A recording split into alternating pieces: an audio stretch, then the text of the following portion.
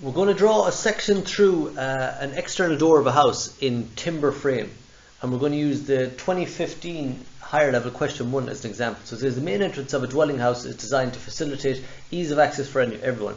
The door shown is a high performance insulated wooden door with vertical sheeting on both sides. The door frame is 150 by 70 millimeters in cross section and is fixed to the external wall. The wall has a 100 millimeter concrete block outer leaf and 200 millimeter timber frame inner leaf and a 60 millimeter insulated cavity.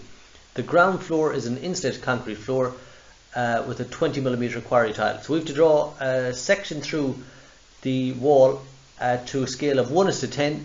We have to show the typical construction details from 500 millimeters below the finished floor, through the floor, the threshold, the external wall, the door and the door frame, and up to the top of the door frame. So what they're asking us is we're going to go 500 millimeter below the door. Didn't mention a foundation, so we're not drawing a foundation, just the rising walls, and then we're doing the section all the way through the door up to the top of the door and 300 millimeters above. So we're showing the head detail with the step DPC, and we're showing the rising walls. There's no roofs, there's no foundations, nothing like that. It's just the door. It can be complicated to get the basic information we want out of this. The first piece of information we were looking for to set up the wall is it's a 100 millimeter concrete block outer leaf, 200 millimeter timber frame, and then there's a 60 mm cavity. But these two measurements are the main two I want: 200 millimeter timber frame, 100 millimeter block outer leaf. So we'll start setting that up on the drawing. Okay, so what I'm going to set up is a 200 millimeter timber frame stud. So just 20 millimeters wide I'm measuring. It didn't give us the cavity in the wall. I'm going to make it 5. 5 is plenty. And it's a 100 millimeter block wall, so that's 10. So all I've set out is 200 millimeters of a stud, that's 20 mil, 50 mil of a cavity between them, 5 mil, and then 10 millimeters of a block outer leaf. And those were the two measurements that were given: the 20 millimeter timber stud, or the 200 millimeter timber stud, and the 100 millimeter block outer leaf. So that is the basic part of the drawing set up. I've set up my timber frame, my cavity, and my block wall. On this drawing, we're going to start off with the floor. So I'm going to make the door about 2 meters high. It's slightly smaller than in real life, but 200 millimeters is plenty high for it. I'm going to start off, and I'm just going to drop in my finished floor level here someplace. Anywhere there at all, I'm just going to put in my finished floor. And I'm going to measure up 200 millimeters to get to the top of the door. So here is where the top of the door is going to be. It's just outlining the drawing. I'm going to start up here at the head detail to put in all my details. Okay, so what I have is the head of the door here. I'll just drag it in that line slightly. It said that the timber frame stud is 200 millimeters. That measurement is important. We take it that all timber frame is always 50 millimeter thick. So if they say 200 millimeter wide, we take the timber as being 50 mil thick.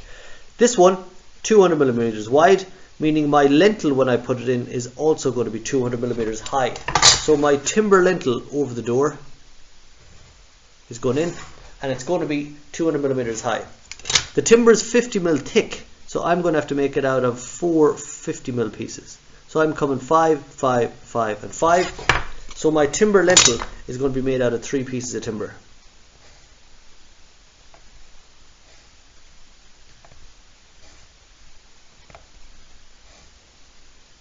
That is the position of the timber lintel. I'll put the X's on to show the cross section of the timber. Back into the question then. The door frame is 150 by 70 millimeters. So I come back in. I've got my lintel put in. We had to come up 300 millimeters. So you just continue up. I'm going to continue up there with my timber stud, 300 millimeters. We have our block outer leaf. Block outer leaf is here. And again, it's just drawn in. We need a concrete lintel, 7.5 millimeters high, so 75 high. So 100 by 75 concrete lintel. Here's my lintel put in. We have to close the cavity, and we just draw in a little box for a cavity closer.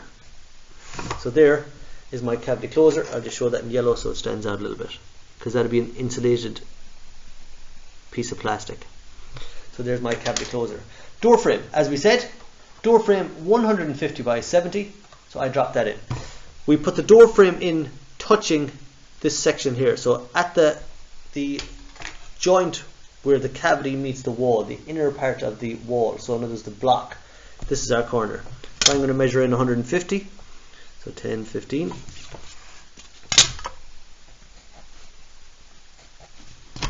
And sorry, I forgot the measurement, 70. So come in 70. So down 7. So I'm making just a box 15 by 7. It didn't give a thickness for the door. We'd normally make the door about 80 millimeters. So I'll come back here and make the door about 8 millimeters wide. So in other words, I just cut out the shape of the door and I darken in that so you can see it a little bit better.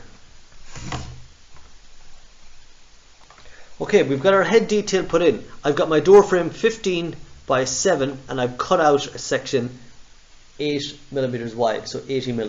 Now, I've got a couple of other pieces to put in on this. We need to show our plywood. So the plywood we can kind of drop in afterwards. It's only about a millimeter thick. So we just show the plywood with a dark line. It just saves us trying to draw them with the drawing. Outside the plywood, we have our breather membrane. So just a blue line outside the plywood. Breather membrane is in, and on the inside we have our airtight membrane. So we draw that and it wraps around the corner of the wall and down a little bit onto the window frame. So that is our airtight membrane drawn in.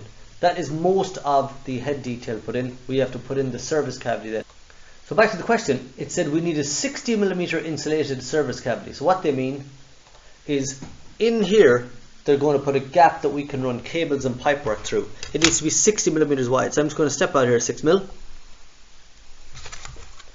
And another millimeter for the plasterboard. So my service cavity and then the plasterboard is outside it. So there's my plasterboard. To create that cavity, we're going to put in some battens. The plasterboard wraps down around the window. So plasterboard comes down around the window. 60 mil service cavity. It's just 60 by 60 battens, so anywhere at all, it doesn't really matter. 6 mil here. I'll stick in a batten. And on the corner here, I'm going to put in a batten, so up 6. So I'm showing two 60 by 60 battens there.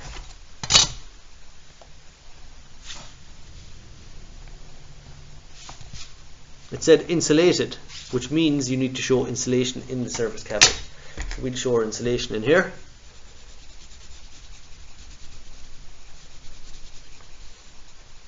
We also will have insulation in here, in between the studs, and I'll put in those symbols now.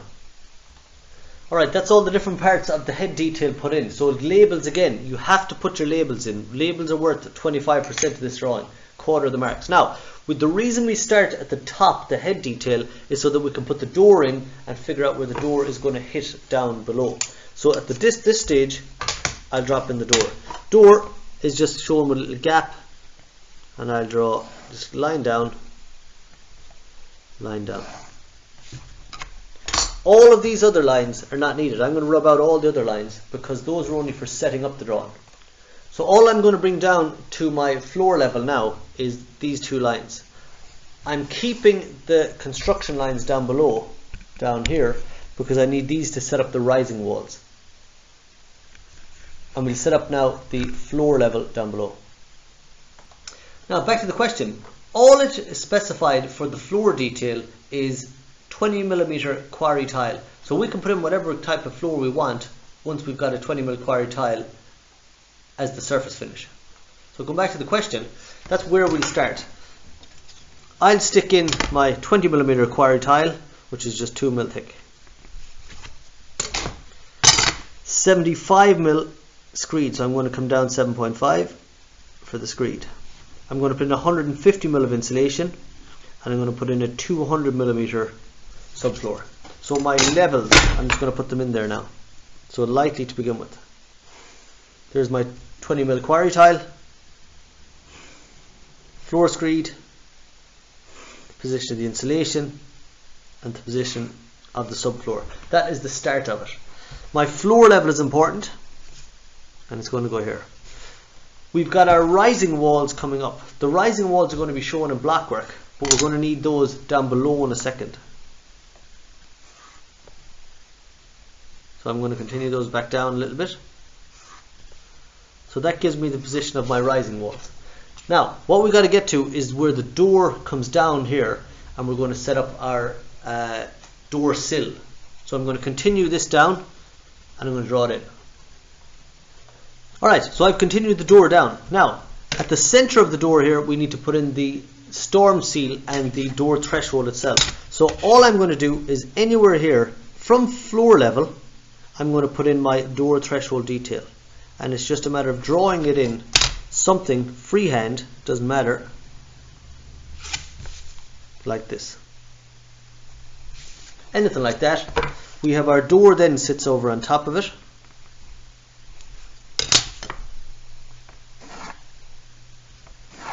We have our door rubbers then that drop down into it. So there is our seal for the bottom of the door. That is our door seal. We have our floor level that comes in from that. So that is matching the floor level. So the tile is going to come into there. Importantly then, we're going to put a line down through the center and underneath that. And that is where the insulation is going to go. So I'm going to darken a line down there. And now I can fill in my insulation. Here is my insulation. And here's my floor screed that's going to come in close to it, but not fully. In other words, I'm going to have a piece of insulation sticking up here, straight up.